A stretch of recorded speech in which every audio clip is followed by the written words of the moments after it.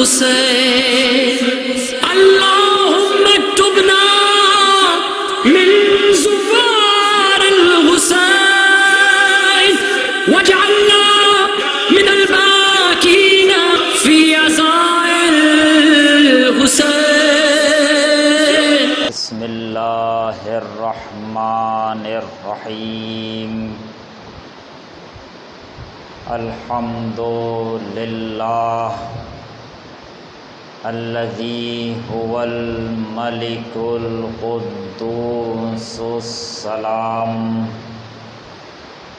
المؤمن المہیمن العزیز الجبار المتکبر والصلاة والسلام والتحیۃ والاکرام علی نبیہ وحبیبہ سیدنا ومولانا ابی القاسم محمد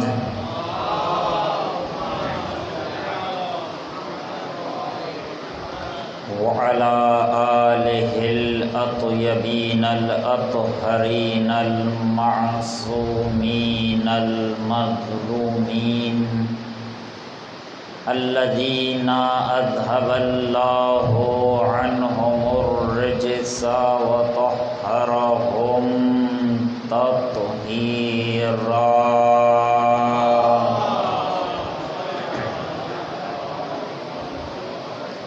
ولا سیما بقیت اللہ ارواحنا لتراب مقدمہ الفداء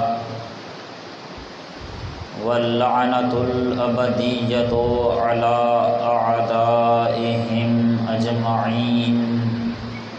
اما بعد فقد قال اللہ عز اسمہ وجل شأنہ فی کتابہ المجید ان الذین قالوا ربنا اللہ ثم استقاموا تتنزل علیہم الملائکہ الا تخافوا ولا تحزنوا وابشروا بالجنہ التی کنتم توعدون. صلوات.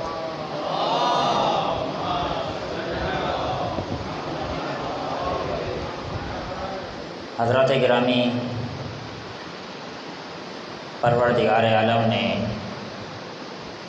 سورہ فصلت میں ارشاد فرمایا کہ جن لوگوں نے یہ کہا کہ ہمارا رب اور ہمارا مدبر اللہ ہے، پھر اس کے بعد انہوں نے استقامت بھی دکھائی، تو نتیجے میں ان پر ملائکہ نازل ہوتے ہیں کہ خوف زدہ نہ ہو اور غمگین بھی نہ ہو، اور تمہیں جنت مبارک ہو، وہ جنت کہ جس کا تم سے وعدہ کیا گیا تھا. اس آیت کے ضمن میں اور اس آیت کے ذیل میں جو موضوع آپ حضرات کے سامنے بیان کیا جا رہا ہے وہ ہے کربلا مظہر ولایت. ہم نے کچھ مجلسوں میں عرض کیا کہ اگر ولایت کا صحیح معنی میں جلوہ دیکھنا ہے اور ولایت کا صحیح معنی میں باطن دیکھنا ہے تو انسان کو میدان کربلا میں دیکھنا ہوگا کہ جہاں پر دونوں ولایتیں دیکھی جا سکتی ہیں. میدان کربلا میں ولایت حق بھی دیکھی جا سکتی ہے اور ولایت باطن بھی دیکھی جا سکتی ہے. کہ پروردگار عالم نے دونوں ولایتوں کا تذکرہ کیا۔ اللہ ولی الذین آمنوا یخرجہم من الظلمات الی النور والذین کفروا اولیاؤہم الطاغوت یخرجونہم من النور الی الظلمات۔ اللہ ان لوگوں کا ولی ہے کہ جو ایمان لائے، اللہ ان لوگوں کو ظلمتوں سے نور کی طرف لے جاتا ہے۔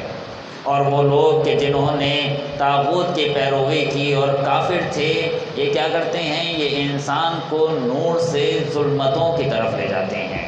اس آیت میں دونوں ولایتوں کی طرف اشارہ کیا گیا۔ ولایت حق بھی دیکھی جا سکتی ہے اور ولایت باطل بھی دیکھی جا سکتی ہے۔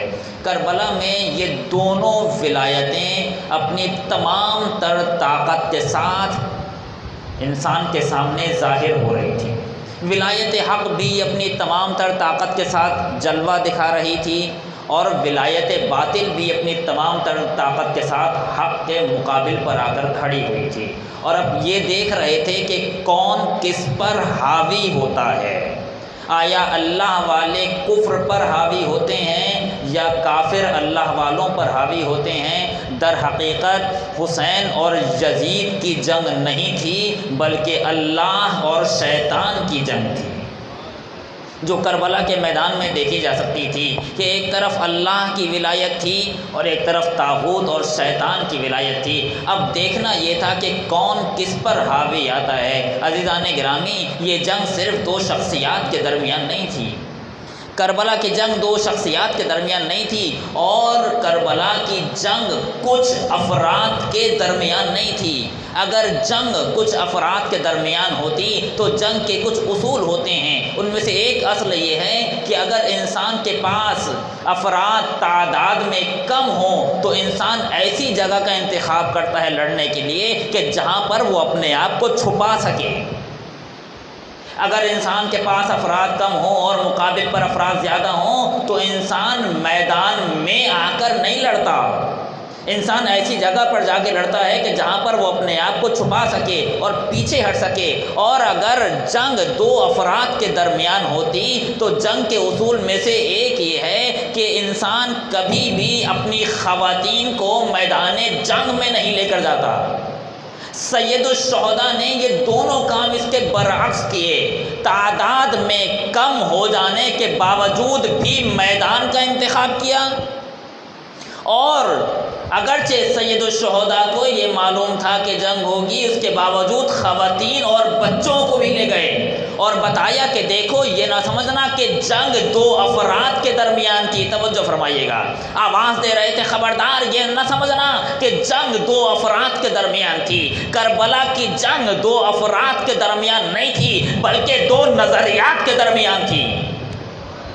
ایک طرف نظریہ حق تھا اور ایک طرف نظریہ باطل تھا۔ اب یہ دیکھ رہے تھے کہ کون سا نظریہ کس پر حاوی آتا ہے۔ یزید یہ سمجھ رہا تھا کہ حسین ابن علی کو قتل کر کے وہ جیت گیا، لیکن نہیں، وہ نظریہ جو حسین ابن علی لے کر آئے تھے وہ کل بھی حاکم تھا، آج بھی حاکم ہے اور قیامت تک حاکم رہے گا۔ ایک سلامات بر محمد و آل محمد۔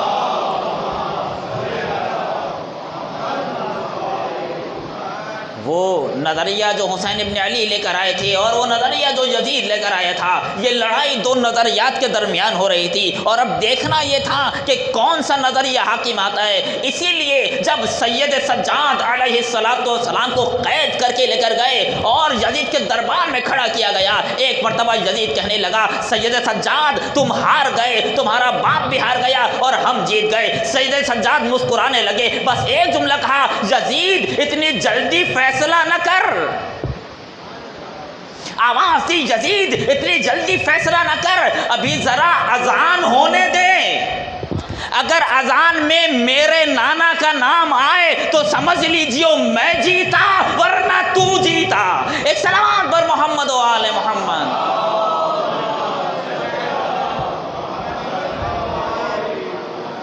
آج جہاں کہیں بھی نماز پڑھی جا رہی ہے، جہاں کہیں بھی اذان ہو رہی ہے، یہ اذان نہیں ہے بلکہ حسین کی فتح کا اعلان ہے۔ جہاں کہیں بھی اذان ہو رہی ہے، کیوں؟ کیوں؟ اس لیے کہ یزید جو نظریہ لے کر آیا تھا وہ نظریہ کفر کا نظریہ تھا، وہ نظریہ اسلام کے خلاف نظریہ تھا، اور حسین جو نظریہ لے کر آئے تھے وہ نظریہ اسلام کا نظریہ تھا، وہ نظریہ ایمان کا نتیجہ تھا۔ یہ دین بچانے آئے تھے، وہ دین کو نابود کرنے آیا تھا، اور تخت خلافت پر بیٹھ کر کہہ رہا تھا لعبت ہاشمون بالملک فلا خبر جاء ولا وحی نزل۔ یزید جب تخت خلافت پر بیٹھا تو اس نے آواز دی، دیکھو بنی ہاشم پر نہ کوئی وحی آئی تھی نہ یہ کوئی خبر لے کر آئے تھے، یہ سب بنی ہاشم کا ڈھونگ تھا، یہ نبوت بنی ہاشم کا ڈھونگ تھا، یہ رسالت بنی ہاشم کی ڈھونگ تھی، باپ نے بھی یہی کیا تھا۔ کاش بات واضح ہو جائے، باپ نے بھی یہی کیا تھا، مگر باپ تھوڑا سا ہوشیار تھا، وہ یہ سب کچھ کرتا تھا مگر سب کے سامنے نہیں کرتا تھا۔ باپ اپنے آپ کو چھپا کے رکھتا تھا، لوگوں کے سامنے مسلمان بن کر جاتا تھا، لیکن ایسے بیٹے کی تربیت کی جو بے وقوفوں میں بے وقوف تھا، جو اپنے آپ کو چھپا نہ سکا، علناً اور علل اعلان یہ اعلان کرتا تھا کہ یہ سب بنی ہاشم کا ڈھونگ ہے، ادھر سے یہ نظریہ چلا ادھر سے وہ نظریہ چلا، اور اب ان دونوں نظریات میں جنگ ہوئی۔ اب دیکھ رہے تھے کہ حسین والے جیتیں گے یا یزید والے جیتیں گے۔ آج دنیا فیصلہ کر رہی ہے کہ حسین جیتے یا یزید جیتا۔ اور اللہ مجھے وہ جملہ دوبارہ کہنے دیں جو ظاہراً یہاں پر کہہ چکا ہوں، اللہ حسین ابن علی نے اپنے طریقہ عمل سے اتنا ذلیل کر دیا یزید کو کہ اگر آج کے زمانے میں بھی کسی یزید کو یزید کہہ دیا جائے تو اسے برا لگ جاتا ہے۔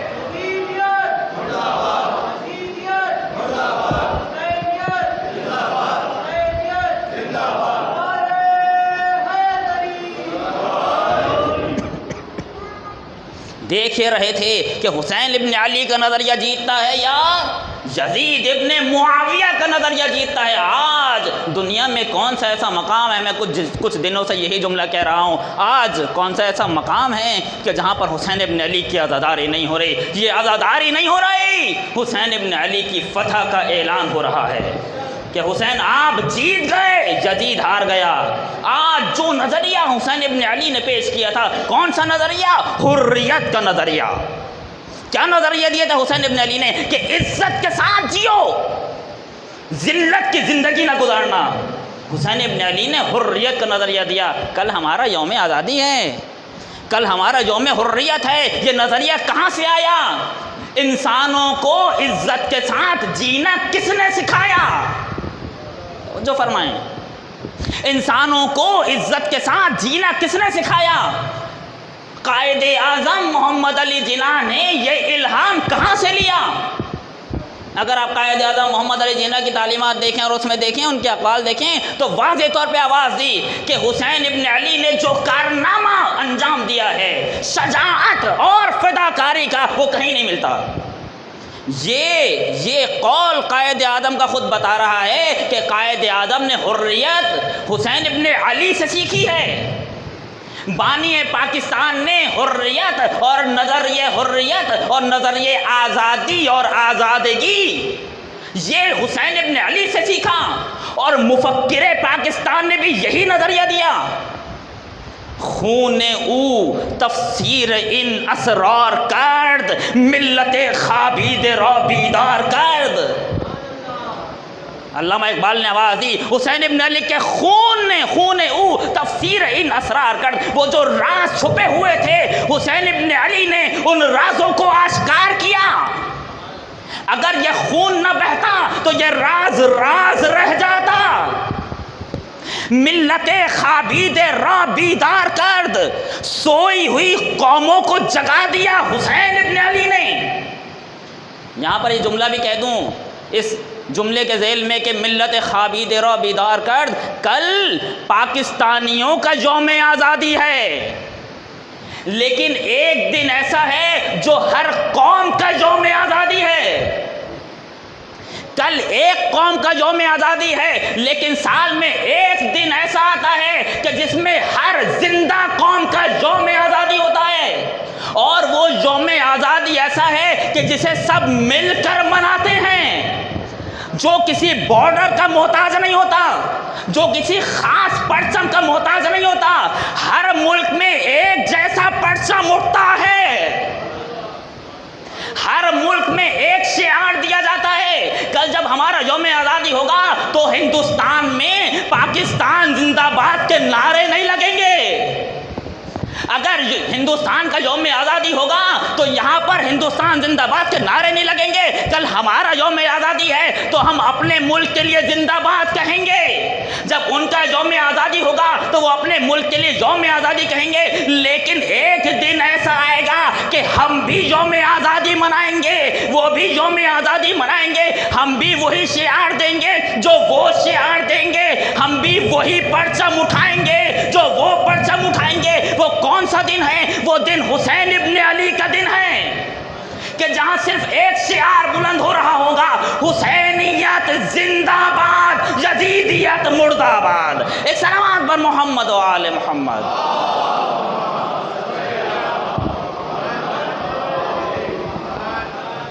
خون او تفسیر ان اسرار کرد، ملت خابید را بیدار کرد۔ اور اس کے بعد علامہ اقبال نے مختلف جملے کہے، پھر آخر میں کہا رمز قرآن، اللہ اللہ کہاں کی فکر دے رہے ہیں، رمز قرآن از حسین آموختم۔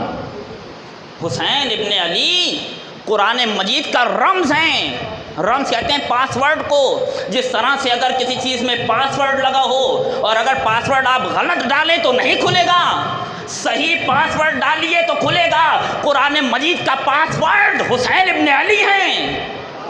اگر کہیں اور سے قرآن سیکھو گے تو نہیں سیکھ سکتے۔ قرآن کی صحیح تفسیر حسین ابن علی پیش کریں گے۔ کہیں اور جاؤ گے تو کچھ اور مل سکتا ہے، قرآن نہیں مل سکتا۔ ایک سلامات پر محمد و آل محمد۔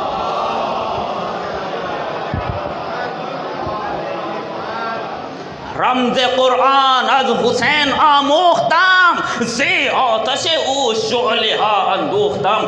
میں نے قرآن کا پاس ورڈ، قرآن کا رمز حسین ابن علی کو پایا ہے، اور یہ وہ حسین ہیں کہ جس نے ایک چراغ سے کئی چراغ روشن کیے ہیں، کہ جس کے لیے حضرت محمد مصطفیٰ صلی اللہ علیہ وآلہ وسلم نے فرمایا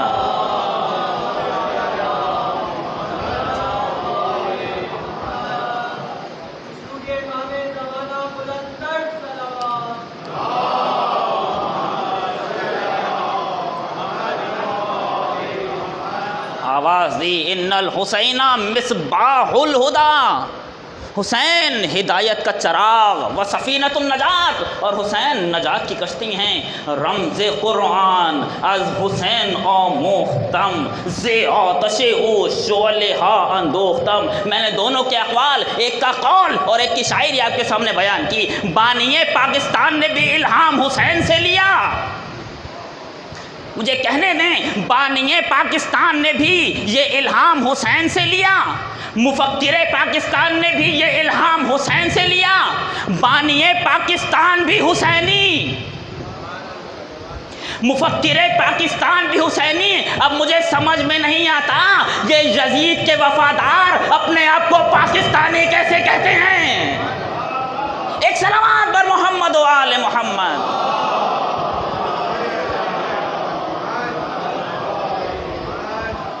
بہرحال اگر ولایت صحیح معنی میں کہیں جلوہ دکھائے گی تو وہ کربلا ہے، اور وہ جلوہ جو ولایت نے کربلا میں دکھایا، اس کے بعد پھر ایسا کامل جلوہ اس ولایت نے کبھی نہیں دکھایا۔ اس کے بعد اگر یہ ولایت اپنا کبھی جلوہ دکھائے گی تو وہ حضرت بقیت اللہ کے ظہور کے بعد ہوگا، وہ آخری جلوہ ہوگا اس دنیا میں کہ جب ولایت صحیح اور کامل طور پر اپنا جلوہ دکھا رہی ہوگی۔ بہرحال یہاں پر میں اس بات کو روک کر اگلی بحث کو شروع کر رہا ہوں۔ عزیزان گرامی، واقعاً میں نے یہ جو موضوع کا انتخاب کیا یہ صرف نعوذ باللہ کسی کو خوش کرنے کے لیے نہیں، اسی بات کا قائل ہوں جو موضوع کا انتخاب کیا۔ کربلا مظہر ولایت ہے، اور اس پر ہمیں عقیدہ رکھنا ہوگا، اور وہ عقیدہ جو عمل میں پیش ہوگا کہ کربلا مظہر ولایت ہے۔ اگر کہیں پر ولایت صحیح معنی میں اپنے آپ اپنا جلوہ دکھائے گی تو وہ کربلا ہے۔ تھوڑا سا رکیے، ولایت کے معنی کیا ہیں؟ اگر ہم دیکھنا چاہ رہے ہیں کہ کربلا مظہر ولایت ہے یا نہیں تو ولایت کے معنی کیا ہیں؟ ولایت کے لغت میں معنی کیا ہے؟ ڈکشنری میں ولایت کا معنی کیا ہے؟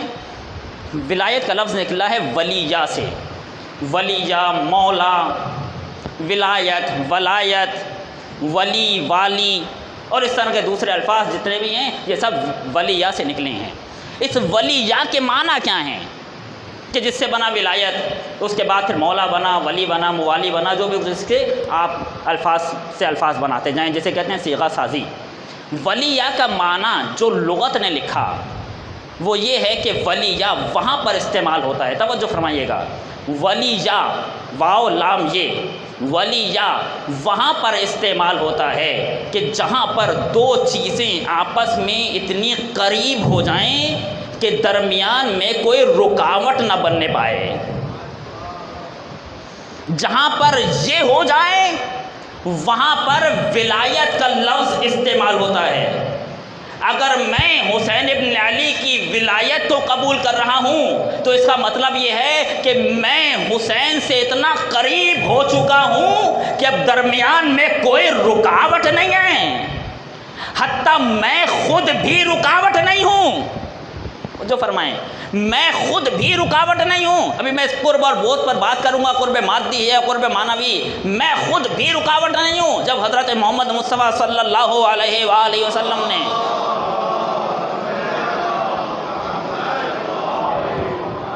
غدیر کے میدان میں ولایت پہنچائی تو من کنت مولاہ فہذا علی مولاہ کہنے سے پہلے پیغمبر نے تمام افراد سے ایک اقرار لیا کہ جب تک تم لوگ یہ اقرار نہیں کرو گے میں پیغام نہیں سناؤں گا، کہ جس پیغام کے لیے تمہیں میں نے اتنی زحمت دی کہ آگے والوں کو پیچھے بلا لیا، پیچھے والوں کا انتظار کیا۔ وہ کیا ہے؟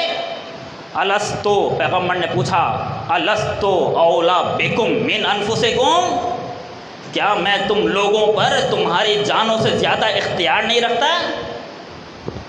پیغمبر نے پہلے یہ اقرار لیا، اس کا ذرا دقیق معنی آپ کے سامنے پیش کرنا چاہ رہا ہوں۔ پیغمبر نے اقرار لیا الستو اولا بکم من انفسکم، کیا میں تم لوگوں پر تمہاری جانوں سے زیادہ اختیار نہیں رکھتا؟ یعنی جتنا اختیار میں اپنی جانوں پر رکھتا ہوں اس سے کہیں زیادہ اختیار پیغمبر میری جان پہ رکھتے ہیں۔ یہ بات ایسے سمجھ میں نہیں آئے گی۔ ایک مثال دوں، آپ مجھے بتائیں دین اسلام کی تعلیمات کی روشنی میں اگر میں اپنے آپ کو اپنے اختیار اور اپنی مرضی سے زخمی کرنا چاہوں تو کر سکتا ہوں؟ آپ کہیں گے نہیں، حرام ہے۔ کیوں؟ میرا جسم ہے، میری مرضی ہے، جو چاہوں کروں۔ کہا نہیں، پروردگار عالم نے آپ کو اس جسم پر اختیار دیا ہے، ملکیت نہیں دی۔ پروردگار عالم نے یہ جسم آپ کے اختیار میں دیا ہے، اس کا مطلب یہ نہیں ہے کہ آپ اس جسم کے مالک بھی بن گئے۔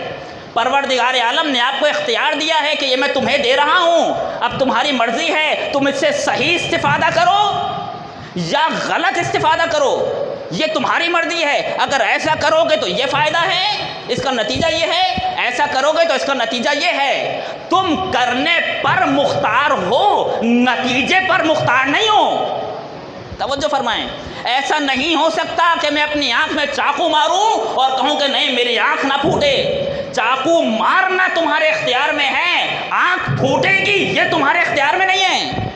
پروردگار عالم نے میرے جسم میرے اختیار میں دیا ہے، میری ملکیت میں نہیں دیا۔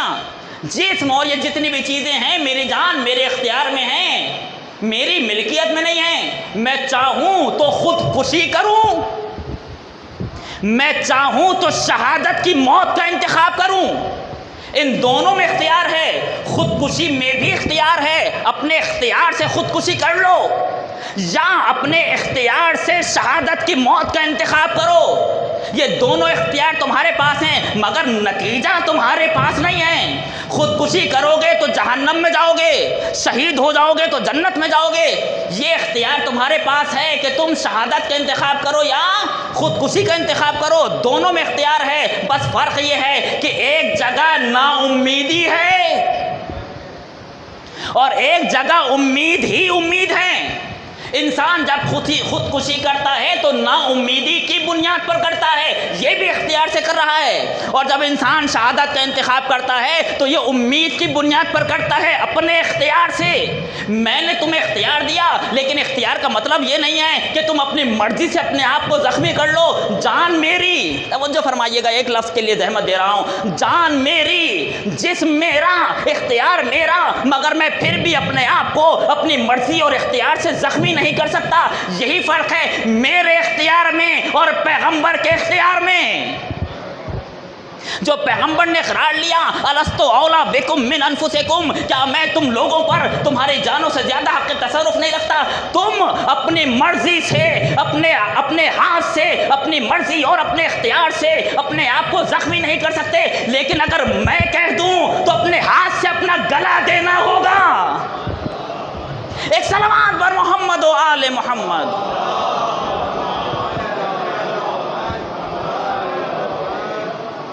یہ اختیار ہے پیغمبر کا مجھ پر اور میرا اپنے اوپر، میں اپنے اختیار سے اپنی جان نہیں لے سکتا، لیکن اگر پیغمبر کہہ دیں تو اپنے ہاتھ سے اپنا گلا کاٹ کے پیغمبر کو دینا ہوگا۔ کیوں؟ یہ وہی ہے، الست اولا بکم من انفسکم، کیا میں تم لوگوں پر تمہاری جانوں سے زیادہ حق تصرف نہیں رکھتا؟ کہا پیغمبر نے فرمایا، پیغمبر نے جب یہ پوچھا، اقرار لیا، تو سب نے کہا یا بلا یا رسول اللہ، ایسا ہی ہے، آپ ہم پر ہماری جانوں سے زیادہ حق تصرف رکھتے ہیں۔ اس کے بعد پیغمبر نے فرمایا من کنت مولا فہذا علی مولا، جس کا میں مولا ہوں اس کا علی مولا ہے، جیسا تصرف میرا ایسا ہی تصرف علی کا، اور ایسا ہی تصرف علی کے بعد آنے والی اس تمام نسل کا۔ تم اپنی مرضی سے کچھ نہیں کر سکتے، تمہاری جانیں پروردگار عالم نے ہمارے اختیار میں دی ہیں، ہم جب چاہیں تمہاری جان لے لیں، لیکن نہیں، یہاں پر بھی تمہیں اختیار دیں گے، یہاں پر بھی تمہارا اختیار ہوگا۔ بہرحال ولیہ یہ لفظ وہاں استعمال ہوتا ہے کہ جہاں پر دو چیزیں آپس میں اتنی قریب ہو جائیں کہ درمیان میں کوئی رکاوٹ نہ بننے پائے۔ اب یہ قرب کون سا قرب ہے؟ توجہ فرمائیں، یہ قریب ہونا، یہ قرب کون سا قرب ہے؟ یہ قرب مادی ہے یا معنوی یا روحانی؟ معنوی یعنی روحانی؟ یہ قرب مادی ہے یا معنوی؟ ولایت مادی طور پر قریب ہو جانا یا معنوی طور پر اور روحوں کا آپس میں قریب ہو جانا؟ یہ کون سی ولایت ہے؟ آیتوں میں بیان کیا گیا، روایات میں بیان کیا گیا کہ یہ ولایت سے مراد قرب مادی نہیں ہے، قرب معنوی ہے۔ اس کا مطلب یہ ہے ممکن ہے کوئی بہت آپس میں قریب ہو مگر بہت دور ہو، اور یہ بھی ممکن ہے کوئی بہت دور ہو اور پیغمبر کہیں مجھے اویسے قرنی کی خوشبو آ رہی ہے۔ ایک صلوات بر محمد و آل محمد۔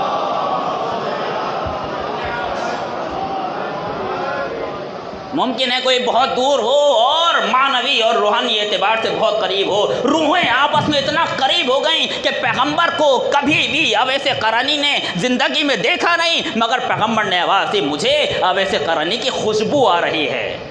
کبھی دیکھا نہیں ہے زندگی میں، یہ خوشبو کیسے آ رہی ہے؟ کہ وہی روحانی اور معنوی خوشبو ہے۔ اور اسی کے برخلاف بھی دیکھا گیا، کوئی بہت قریب تھا، کوئی بہت قریب تھا، سب سے زیادہ جو نزدیکی ترین رشتہ انسان کے لیے ہے وہ میاں اور بیوی کا رشتہ ہے، مگر قرآن مجید نے اس کے لیے بھی آواز دی قد سغت قلوبکما، تم دونوں کے دل ٹیڑھے ہو گئے ہیں۔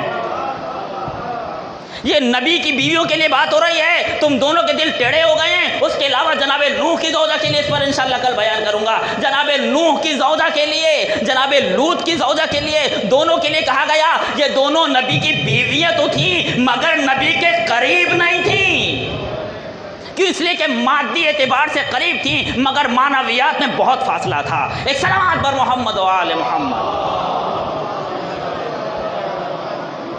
بس آج کی بات یہاں پر ختم کر رہا ہوں۔ پروردگار عالم نے اس ولایت کے نظام کو رکھا، اپنے آپ کو قریب کرو، ورنہ اگر یہ ولایت ہٹا دیں تو یقین مانیں غیبت کا فلسفہ ختم ہو جائے گا۔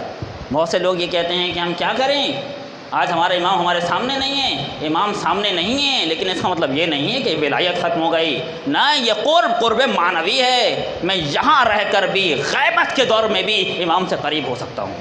کیونکہ پروردگار عالم نے ولایت کا نظام یہی رکھا ہے، جن کی روحوں میں سنخیت ہو، سنخیت کا لفظ یاد رہا تو بیان کروں گا کل انشاءاللہ، جن کی روحوں میں سنخیت اور مماثلت ہو وہ خود کھینچے چلے آتے ہیں، یا نہیں الفاظ بدلوں، جن کی روحوں میں مماثلت تھی انہیں حسین نے خود خط لکھ کر بلایا۔